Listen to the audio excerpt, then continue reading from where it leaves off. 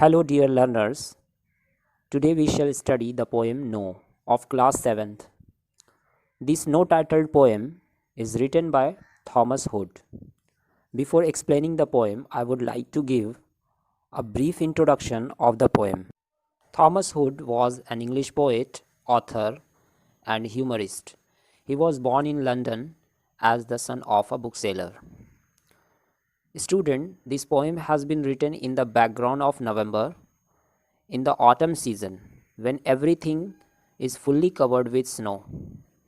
In such situation, life becomes very difficult as everything stops.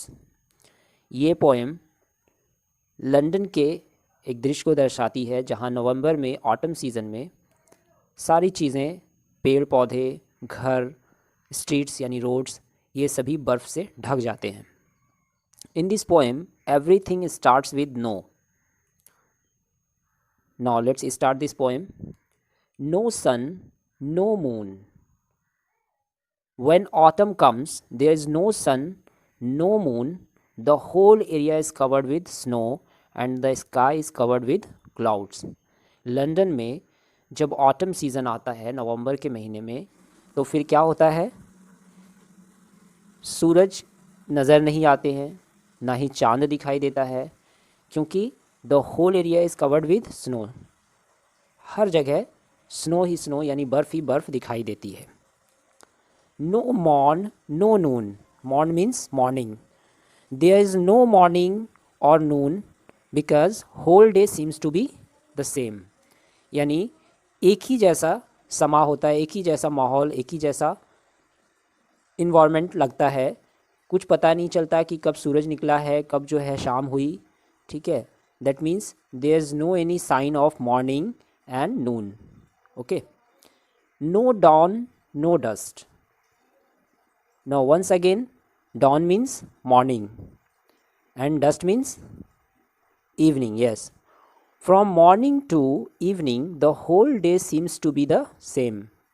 There is no proper time of the day because the sun does not come out, there is no light, there is some sort of darkness everywhere. चूँकि चारों तरफ बर्फ़ ही बर्फ़ है, सूरज दिखाई नहीं दे रहा है ना, तो हर जगह एक डार्कनेस दिखाई देता है, एक डार्कनेस चारों तरफ फैला हुआ है. Now next line. No sky, no earthly views. Because there is no snow, there is snow everywhere, no sky to be seen and no view on earth is to be seen. चूँकि हर जगह बर्फ़ है, इसीलिए sky भी clear नहीं दिखाई दे रहा है due to mist. And earth का व्यू यानी हमें चारों तरफ जब देखते हैं तो अर्थ भी चारों तरफ कुछ भी दिखाई नहीं देता है, कोई भी चीज़ क्लियरली दिखाई नहीं दे रही है. No distance looking blue. There is no blue sky in this distance. Nobody is seen, nothing is seen, everywhere there is snow. कोई भी इंसान दिखाई नहीं देता है एंड नो ब्लू स्काई, और स्काई भी ब्लू नहीं दिखाई दे रहे हैं, बिल्कुल कुछ दिखाई नहीं दे रहा है ना, just because of snow. No road, no street. No the other side this way. No road is to be seen because everything goes under the cover of snow. You can not see the other side of the road. आप road के उस तरफ भी नहीं देख सकते क्योंकि हर तरफ तो एक ही जैसा बर्फ़ दिखाई दे रहा है और रोड जो है वो क्लियरली दिख नहीं रहा है. रोड के उस पार देखने से भी क्लियर दिखाई नहीं देता है. No end to any row. Row means narrow street.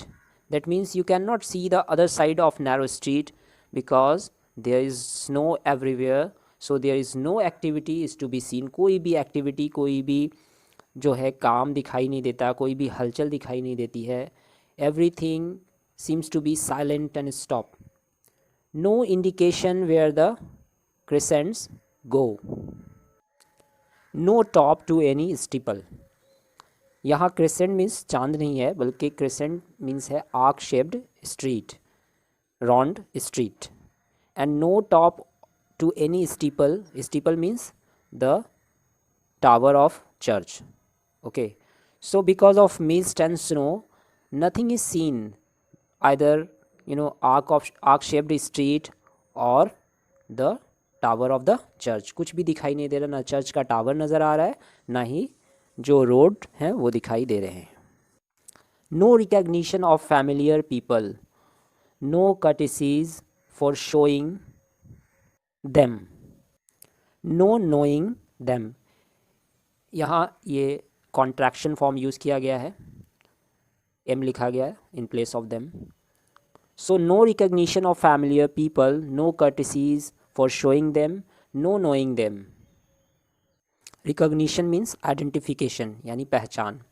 आप किसी भी लोगों को वहाँ देख नहीं पाते हैं, किसी को पहचान नहीं पाते हैं, ठीक है, ना ही आप किसी को देख पाते हैं, ना उनकी पहचान कर पाते हैं, क्योंकि स्नो के कारण उन्होंने अपने आप को कम्प्लीटली कवर कर रखा है।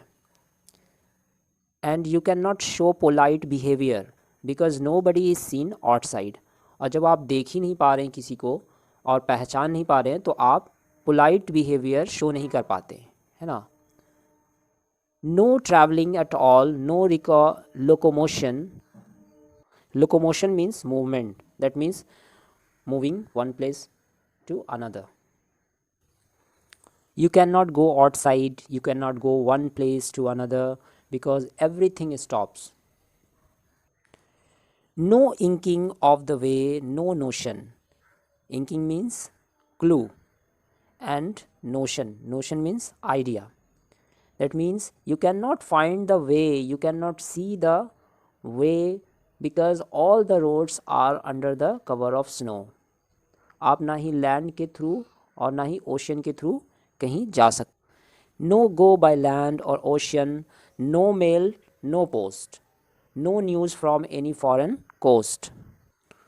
आप ना ही लैंड के थ्रू कहीं जा सकते हैं, that means through by road और बाय शिप कहीं जा सकते हैं, और ना ही किसी से मिल सकते हैं। You can not receive, even you can not receive any letter because there is no communication, because every activity stops. No news from foreign coast, you cannot get the news from abroad.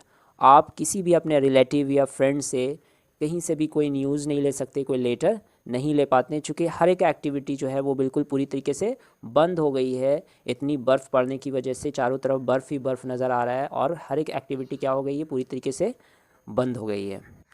यहाँ mail means वो mail नहीं है जो हम लोग computer में भेजते हैं, क्योंकि ये पोएम कई साल पहले लिखी गई है, जब उस समय मेल वगैरह ये सब कंप्यूटर नहीं हुआ करते थे। तो यहाँ मेल मीन्स है लेटर, तो उस समय ना ही हम लोग लेटर भेज पा रहे हैं। ये जो ऐसा कंडीशन हो गया है लंदन में, जिसकी वजह से ना ही किसी को, किसी रिलेटिव या फ्रेंड्स को लेटर भेज पा रहे हैं, ना ही उनसे रिसीव कर पा रहे हैं। No park, no ring, no afternoon gentility. Here ring means ride और run, and nobility means noble people, and gentility means the people of upper class, that means rich people. That means the rich people do not go to the park to enjoy riding, they do not see one another. जो nobility है, जो rich people हैं, वो भी नहीं निकल सकते हैं, ना ही वो पार्क जा सकते हैं, ना वो enjoy कर सकते हैं, रिंग में राइडिंग कर सकते हैं, कुछ नहीं कर सकते, ना एक दूसरे वो से वो मिल सकते हैं। They do not enjoy the company of friends and relatives, they do not meet one another because there is no socialization, they remain stay at their home. चूँकि ऐसा वेदर हो गया है कि उन्हें अब अपने घर पे ही रहना होगा, ना ही वो किसी से मिल पा रहे हैं, ना ही वो किसी से कम्युनिकेट कर पा रहे हैं। No warmth, no cheerfulness, no healthful ease, no comfortable feel in my member, no shade, no shine, no butterflies, no bees, no fruits, no flowers, no leaves, no birds, November. Since the people do not go to meet their friends and relatives, so they are very unhappy, they are worried, and in this weather you cannot find the shade of the trees because you cannot see the leaves of the trees. आप इस picture में देख सकते हैं पेड़ों के पत्ते नहीं है, सारे पत्ते जो है स्नो में पूरी तरह से शेड हो चुके हैं, झड़ चुके हैं।